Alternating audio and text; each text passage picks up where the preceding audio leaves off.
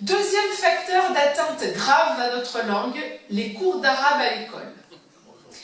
La plupart des écoles en ZEP aujourd'hui en ont. Ils sont mis en œuvre sur la base, alors je vous lis exactement la loi, parce que je suis allée la chercher, moi je suis une fonctionnaire, je suis directrice d'école en ZEP, on ne m'a pas demandé mon avis si je pouvais mettre en œuvre ces cours d'arabe dans mon école. Donc tous les lundis soirs, il y a des cours d'arabe dans mon école et je peux vous dire qu'il y a de plus en plus d'élèves qui s'y inscrivent, à partir du CE1. Alors donc je suis allée voir exactement ce que disait la loi.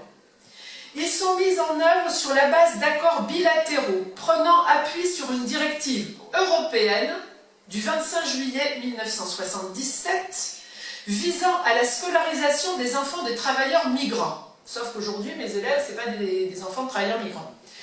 Cette directive dispose que les États membres prennent, conformément à leur situation nationale et à leur système juridique, et en coopération avec les États d'origine, les mesures appropriées en vue de promouvoir, en coordination avec l'enseignement normal, un enseignement de la langue maternelle et de la culture du pays d'origine en faveur des enfants.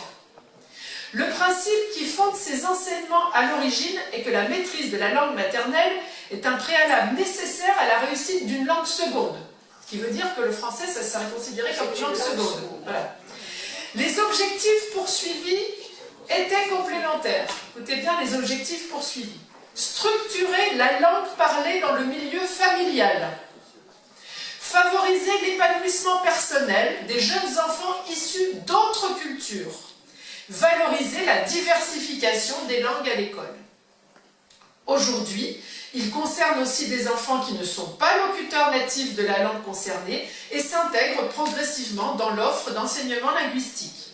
Les enseignements de langue et de culture d'origine concernent principalement le premier degré. Ils sont organisés dans la mesure du possible dans les écoles, dans les établissements où une demande des familles existe. Ils sont ouverts à tout enfant dont la famille souhaite l'inscription dans la limite des places disponibles. Il y en a même dans le second degré. Les cours sont donnés par des enseignants originaires des pays concernés qui sont mis à disposition de leurs gouvernements respectifs ou recrutés localement par les autorités consulaires. Et tenez-vous bien, une évolution est actuellement engagée pour permettre une transformation des cours d'ELCO en cours de langue vivante étrangère dispensés aux élèves sur le temps scolaire. Cette évolution permettra de valoriser par une plus-value pédagogique l'apprentissage des langues concernées tout en s'inscrivant pleinement dans le cadre d'une politique linguistique cohérente et diversifiée mise en œuvre dans les cartes académiques des langues.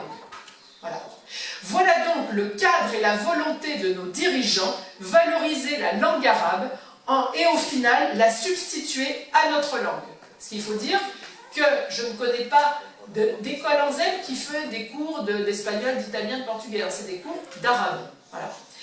Nous perdons, comme je vous l'ai dit tout à l'heure, des heures de français et nous devons instituer des cours d'arabe sur le temps de classe, puisque c'est l'évolution, ça va être sur le temps de classe.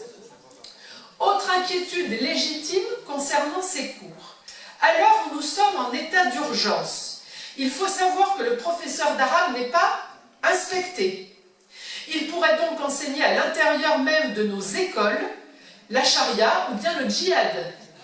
D'autant plus que l'arabe enseigné est celui utilisé pour l'enseignement de l'islam et non celui parlé à la maison. Autre trouble créé par la tenue de ces cours dans les écoles. La commune doit mettre à disposition ses locaux, le matériel pédagogique du personnel municipal sans l'accord du maire. Ce qui revient à dire que le contribuable paie ses enseignements sans qu'il y ait eu la moindre délibération en conseil municipal. Alors, de plus en plus de maires, et nous nous en réjouissons, c'est pour ça qu'il faut le dire, de plus en plus de maires refusent de mettre à disposition des moyens pour ces cours. Bien évidemment,